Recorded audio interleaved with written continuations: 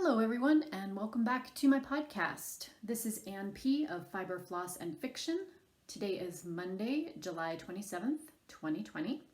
I did not have to look at my watch today because it's my birthday, so I was actually able to remember the day. Having kind of a just quiet, normal Monday day here. My husband and I celebrated my birthday this weekend. We had a really nice cooked out dinner. He took care of that. And yesterday I had a friend come over for some socially distanced knitting time.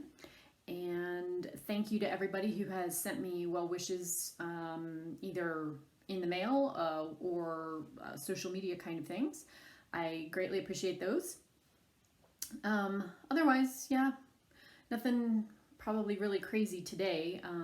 Like I said, we kind of did our celebrating this weekend, which was great and fun. I am going to talk to my parents today later on. It's mid-morning here, and I'll talk to them after lunch, like 3:30 their time on the East Coast. So, coming back with a hopefully little shorter video today, and I'm going to talk about my normal 3 things of knitting, books / reading, and cross stitch. If you're a new viewer, welcome. I'm glad that you stopped by, and I hope that you have a reason to come back and visit with me again. And if you're a returning viewer, welcome back. I always enjoy spending some time with you interacting, whether it's, kind of thumbs up on the podcasts or comments. I know several other podcasters have mentioned this. YouTube isn't always notifying me of all of the comments, so I do try to check a couple times a week, and I'll check again today when I get to uploading this. But if you haven't heard from me and you've left a comment, I'm going to do my best to, to get back to you. Just know that I don't always know that your comment's there, so be patient, I guess. So with that, let's go ahead and jump on into knitting. First project I wanted to talk about is the portage sweater that I'm working on by Melissa Shishwari, who's Dandelion Girl on Ravelry.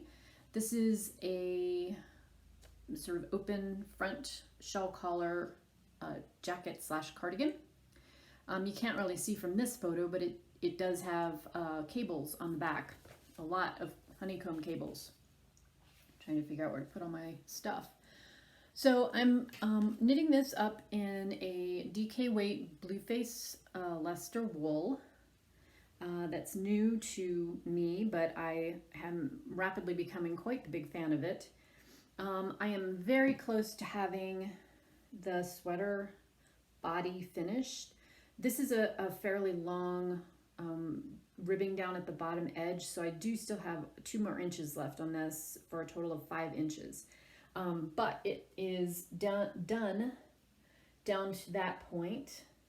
And last time when I showed this to you, I think it was about here, and I realized in looking at it more closely after I was done filming that what I thought was like a little bit of a weird section from just the hand dye look, because you can see that it's not a perfectly uniform color, which is one of the joys of hand dyes. It actually was not that. It was someplace that I had gotten off on the pattern, so I ripped back to just about there where you can see on the bottom of the screen, reknit the part that I had not done correctly, and then have kept on going down to the hem. So I'm a little bit behind in terms of where I wanted to be. I wanted to have the body done by the end of this weekend, but it's still pretty close. There's this really pretty cable detail kind of at the side seam, and then the fronts are just plain stockinette, and they're not anything great to look at right now because I have to put the shawl collar on when I'm done knitting the body. So very much enjoying this pattern, and hopefully next time I am back to share it with you guys, I will have the body finished and have those front bands at least started, if not fairly far along.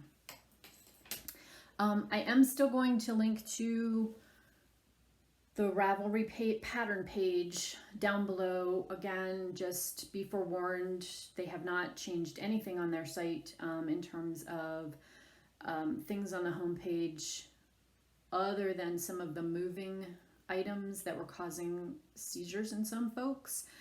But I don't know what else was on that front page that maybe was causing problems. I do know it has been giving people some migraines, and I don't think that was part of the moving parts section that they have fixed. It's been a long time now. I don't know that they're going to fix it, so I apologize. I mean, I obviously have no control over it, but I don't know where else to send you all for those patterns. If you are somebody looking for my patterns, my designs, I've got about 85% of them on Lovecrafts, and I will put a link to that below to my designer page there. And certainly if there is a design of mine that you're looking for and cannot either find it on Lovecrafts, or you don't want to try to access it on Ravelry, but you have the name of it, please just let me know. You can always shoot me a message here or go to the Willy Wonka Fibers website and contact me, and I'll be glad to send you the PDF just like it appears on Ravelry for the same price. I certainly don't mind emailing it to you. So if you're having trouble with their site, I'm glad to do a workaround if that's of help. At this point, I'm probably not going to put my patterns up on my personal website because I think I have around 230 patterns, and the work involved to move all of those off the Ravelry platform and convert all of them over to my website is kind of daunting, and I'm not sure that I have the bandwidth to also deal with stuff like VAT, taxes, and things like that.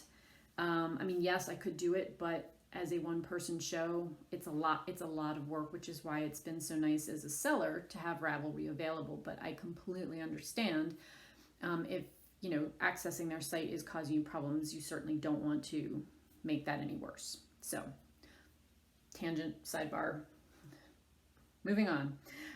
Let's talk next about the 100 Days of Socks, which has kicked off since last I talked to you. I've been fairly productive. I had a quick just day procedure last week that I had some time sitting in a creepily, eerily empty waiting room while they were working on my paperwork. You know, my husband couldn't come with me. He just had to drop me off, and then they called him to come pick me up because I wasn't supposed to drive, but I needed something to do. So I cast on for a pair of plain vanilla socks and have the first one finished. This yarn is from Countess Ablaze. She's a UK-based dyer. She's based in Manchester. And this colorway is called Girl at the Rock Show, which I love. It's fun, right? It's fun. That's all you could say about it. Twisted knit one through the back loop, purl one rib for up here. Basic 64 stitch leg. These have not been blocked. I just have this on this sock blocker to just kind of show it off. Fish Lips Kiss Heel, which I love how that turned out with this dye pattern. And then just my regular kind of wide toe, which I also love in this colorway.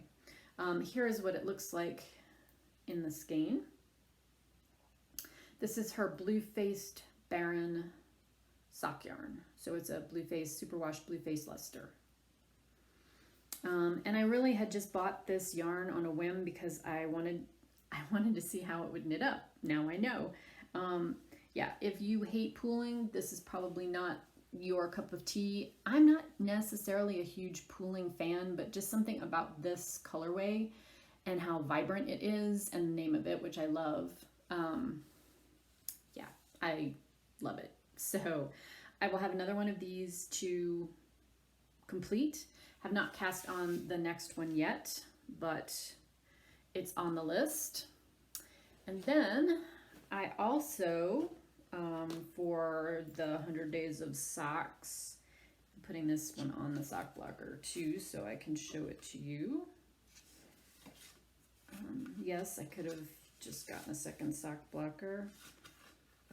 And obviously I am directionally challenged this morning. Sorry for making you all wait while I fuss with this. I have also completed the first of the 2 Dewdrops socks that I was knitting. The pattern is from that square, sort of, Lori Law. This is her Dewdrop Socks pattern. Let me show you a close-up of the cable pattern, I guess it is. And then it just has a plain stockinette foot. Fish Lips Kiss heel. I did that in place of the gusset heel that she had written, and then did the toe as per her pattern. I think these are going to be gift socks. These also are not blocked. I have a friend of my mom's who undergoes dialysis 3 times a week, and she's always cold, and she loves this color, that kind of pale blue. So I'm thinking these may go to her. So for these, I have one done, and I have actually cast on the second one, the second sock, and I just have the cuff and the first of the kind of cabled dewdrops started. So I will be working on that this week as well, see kind of where I get to. I don't have any specific goals necessarily to try to finish a certain number of socks this week, this month, whatever. The knit along runs through until mid-October, I believe it is. So plenty of time if you'd like to join me. Very casual, any sock, any sock pattern, any sock yarn, knock yourself out. That's easy, right? Next, I wanted to just show you something I don't often do, which is I bought some yarn. These skeins were my birthday gift to myself from my friend Diane, who is Suburban Stitcher. She has a podcast as well, and she, I think for about 18 months, has had her yarn business going. Maybe it's a little bit longer than that, but at any rate, I had the pleasure of having dinner with her when I was in Austin several years ago, and she, if you watch her podcast and you think no one can possibly be as nice as she is, she's possibly nicer in person. She's just wonderful. So I got myself 3 of her mini sock skeins to use for my Cozy Memories blanket.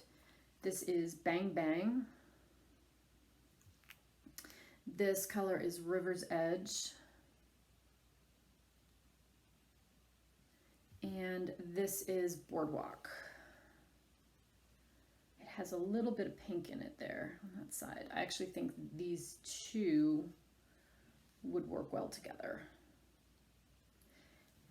And then I also got a full skein of her basic sock. It's the merino nylon blend in the colorway Starstruck. She had this in minis, and I was like, oh, I'll get a mini, but I loved the colorway so much with all those purples and taupe and pink and speckles that I just was like, well, you know, these are the 460 yard skeins. I'll just get it, knit a pair of socks, and then I will have enough left to go into the Cozy Memories blanket. So I will put a link to her shop below. Beautifully dyed. They also smell good for whatever that's worth.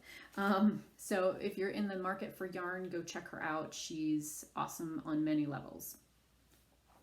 Okay, so that's going to finish up my yarn segment. I'm going to talk about books and reading next.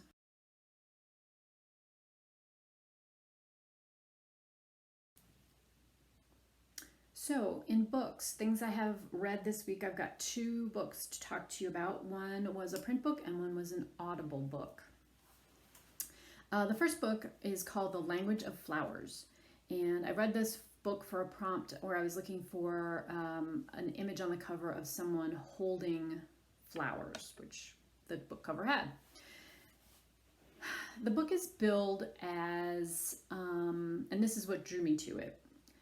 This young woman works in a flower shop, and she has, as a child, learned kind of the Victorian language of flowers. So what a carnation stands for if you receive it in a bouquet, or a yellow rose versus a pink rose. And she has all of these memorized, as well as plants. And she becomes very popular her work becomes very popular because brides love all of this symbolism that's tied into their marriage, relationship, wedding. So I had in my head that this was going to be kind of a fun, almost historical fiction, like novel that would talk about how this young woman learned this language of flowers and how she sort of read people, like sort of magical realism, I guess. It is not either of those things. So what it is still fiction, a fictitious book. So it is about a young woman who works in a floral shop, but it's also a lot about her backstory, where she is the product of multiple foster homes and a failed adoption. She's someone she's in her early 20s. She's someone who's very broken. She does not trust people. She does not take good care of herself. She has a lot of coping mechanisms which are unhealthy coping mechanisms. And the story is told from her the contemporary storyline, and then the stories of the backstories of her being in these foster homes, and what happened when this woman tried to adopt her, and how that relationship fell apart. It's set in California, in wine country and the surrounding environs, I guess I would call it. There is information about how the Victorian symbolism for different flowers, what they stood for, and it does talk about how this young woman develops a clientele and the florist store she starts working in, and things go really badly for her. She winds up making some choices which on the surface seem very good and healthy and helping her to move forward, but which kind of backfire on her, and she winds up taking multiple steps back in terms of the healing process before she can move forward. So by the time you get to the end of the story, she's in a better place and moving towards a better place, but she's still not somebody I would consider well-adjusted or completely whole. So it was not the book that I thought it was, and I had difficulty reconciling what I thought the story was going to be with what the story actually is. If you're interested in it, there are multiple trigger points, so just beware. Be aware that they exist for child abuse and I wouldn't really call it self-harm, but let's say bad choices. So kind of a mixed review on that one. The second book, which I read from Audible and enjoyed quite a bit, is Etiquette and Espionage by Gail Carriger. I've read other books written by her. This is the first in a new series that she has written, still kind of in the same steampunk world, but featuring a younger heroine. So this book would be suitable for, I would say, middle school age kids.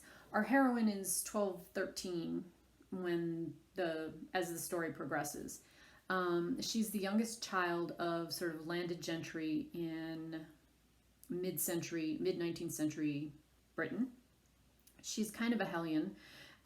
She's the tomboy who climbs the trees, and the book opens with her having taken apart portions of the family's dumbwaiter, which does not end well for her in a comical sort of way. And her mother, who despairs of her, is shipping her off to this finishing school, which of course Sophronia is horrified that she has to go and learn to be a proper lady. What we come to find out is that the finishing school does not finish her in the traditional sense. She does learn how to dance and curtsy and behave like a lady, but it's all in the guise of becoming trained as someone who could be a spy. So there's a little bit of Harry Potter's Hogwarts there because they're at a school. It is an all-girls school. It happens to be on a set of 3 tethered zeppelins. There is quite a bit of adventure that happens. It's up to our heroine and her friend Dimity to save the adults from themselves in a lot of instances. And it's if you've read any of this author's other books, it's written with the same kind of droll, tongue-in-cheek humor style. So if you enjoy that, you will enjoy this book. There's some sort of swashbuckly type violence, but nobody really gets hurt. It's very cleverly written. Our heroine is strong and feisty and fun. She's a little girl I would have wanted to be. There's not really profanity or anything that I would raise an eyebrow for me if I was going to let my 4th, 5th, or 6th grade girl read. The other 2 things that I really liked about this book, the heroine's friend Dimity, her younger brother, is at the matching boys' school, where when you graduate from there, the degree you get is evil genius, and I loved that. So her little brother is, he's all interested in all the things you would need to learn to become an evil genius. All of them are a little bit socially outcast, which is nice to see that they can make their way in the world, even if they aren't the popular girls. And I also really appreciate the fact that this author works very hard at integrating more than just white mid-upper class people into the story.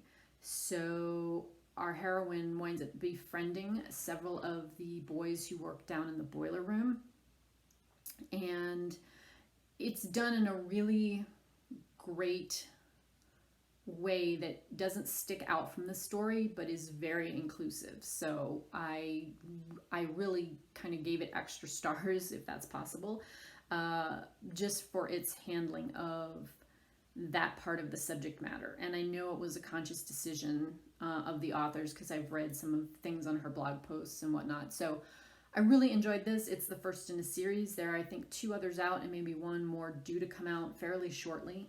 Her other books that are in the soulless group are also entertaining. They're not ones I would say are kid friendly, but they're still kind of fun and in this same venue. If you think that you might enjoy that, there's also some magical creatures involved in the story as well. So if you're looking for something else sort of Harry Potterish for a girl to read, I would recommend these. So again, this is the Etiquette and Espionage, which is the first in the Sophronia series. I would highly recommend them. I really love them, and I probably will pick up the others in the series just when I need something fun to be mind candy. Okay, so that's it for books, and lastly, we will talk about cross stitch.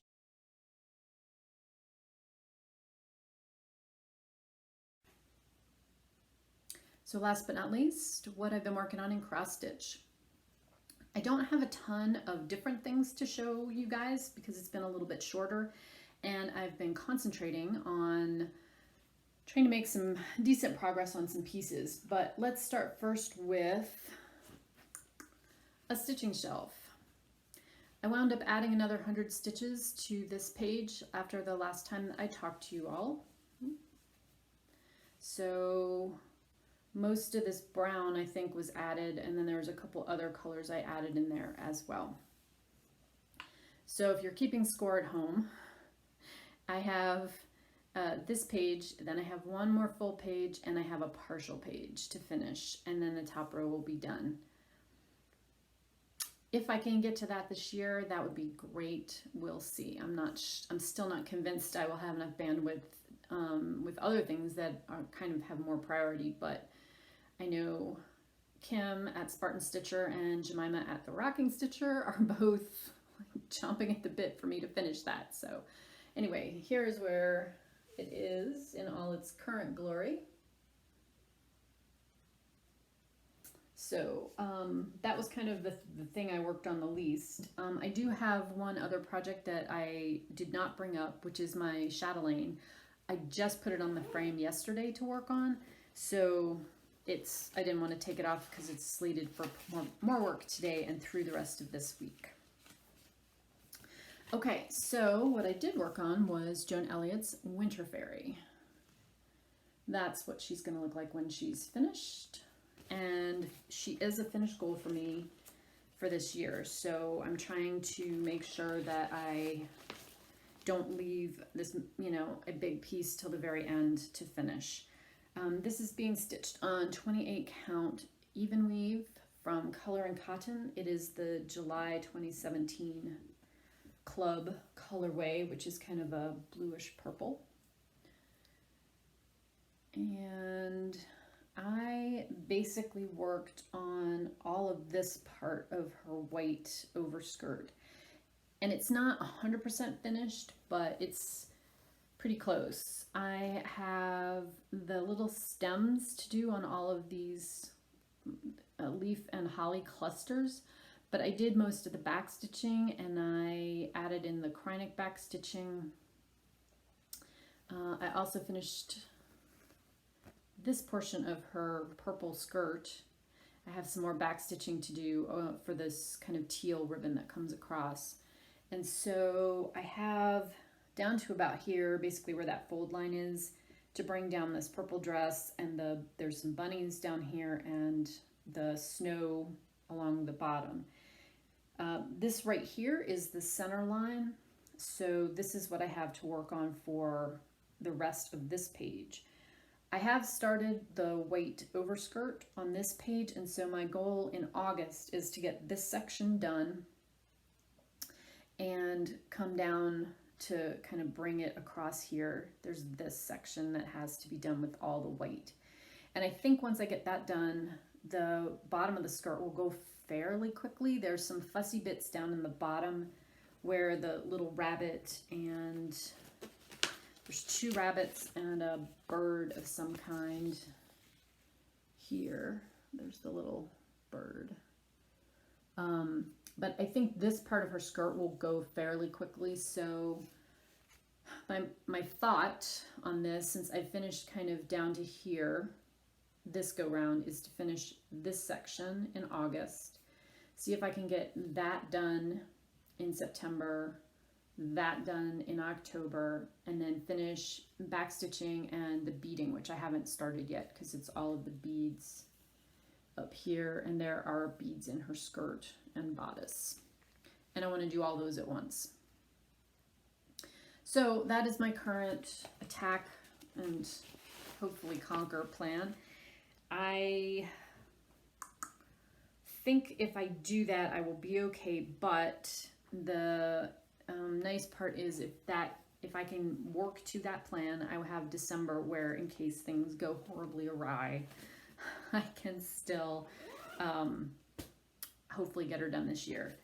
There's still a fair amount of stitching, obviously, to be done on that. Okay, what else? Oh, so tentatively on plans, I'm going to work the rest of this week on Desert Mandala. I have the two upper corner motif windows to do, and I'm almost done with one. Hopefully can get that done this time and get most of that corner finished. So I'll have that to show you when I'm back to talk to you next time.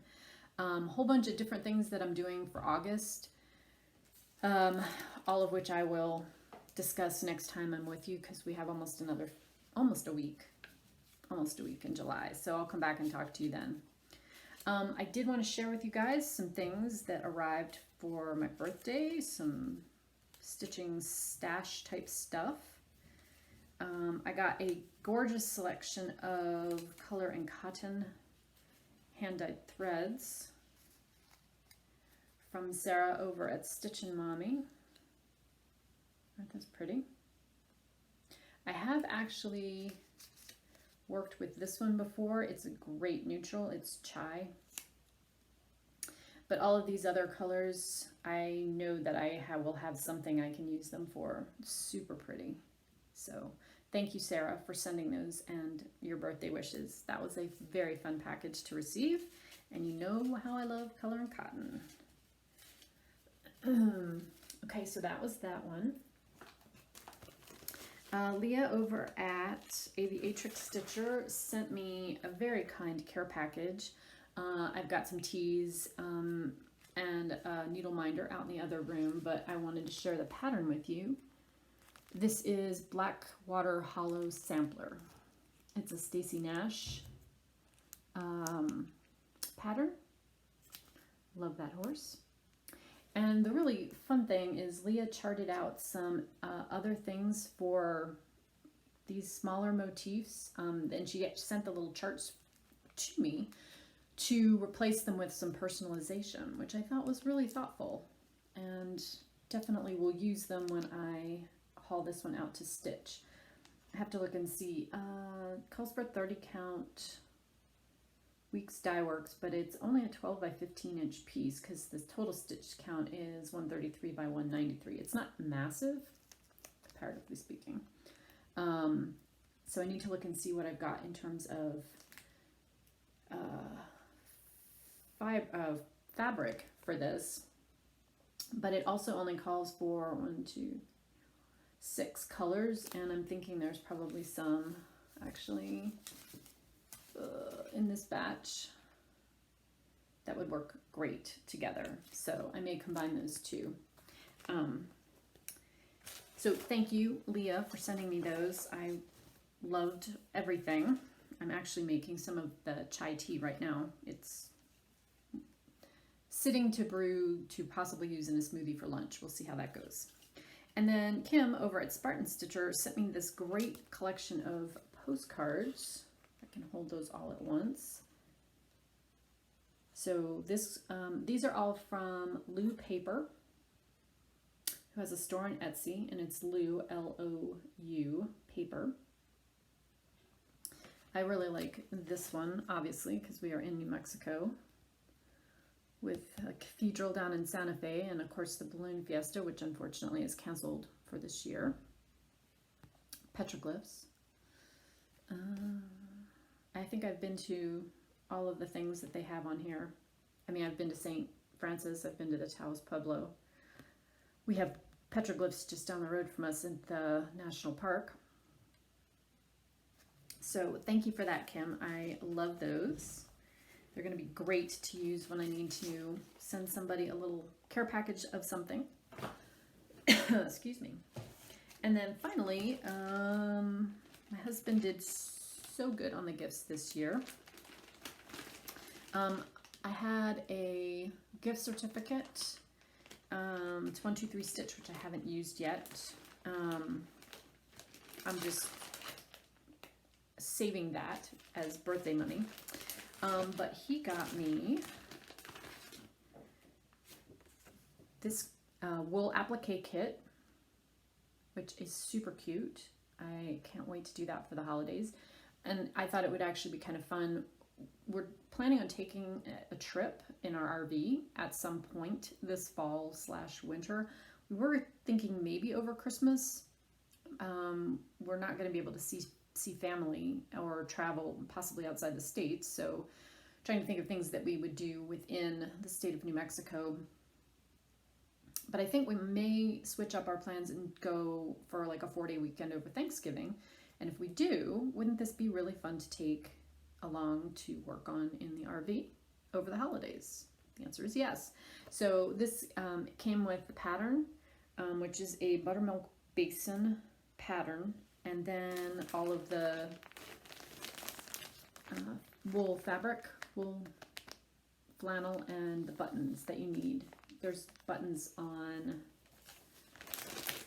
the tires and the door and the holly, or the ornaments in the tree. So he got me that. and I'm excited to start that. And then he also got me 2 drawn thread patterns that I had in my wish list, which was very handy. This one, which is in the garden series, this is the butterfly garden. I'm currently working on the summer garden, which I at some point need to pull out. I think it's one of the 2 pieces I haven't touched this year. And I would love to do this one because I'm all about that, the butterflies. And he also got me the little birds sampler. And that looks like my Emma. So I will probably do these like I've been doing the other drawn thread ones, where I sub in hand-painted cotton floss from my stash, either Color and Cotton or Gentle Arts.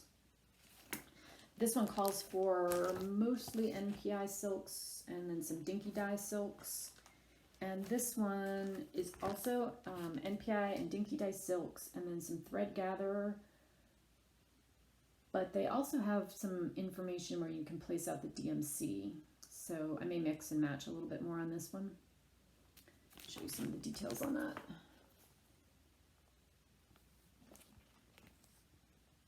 Love that. So a couple more projects that I just need to kit up and could start at any point. So yes, he did very good. I think that's it. I'm going to combine all of these together. Hopefully this time I'll remember to put the little place cards in between. We'll find out how that goes. I'm going to also try to be back in a slightly shorter time frame, not wait 2 weeks. These are still going to be plenty long. So I think that's all I have to show you today.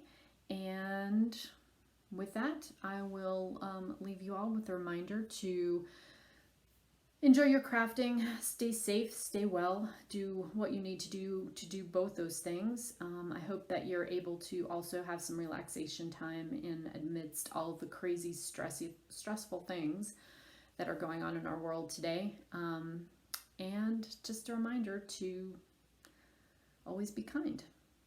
I will talk to you next time. Take care for now.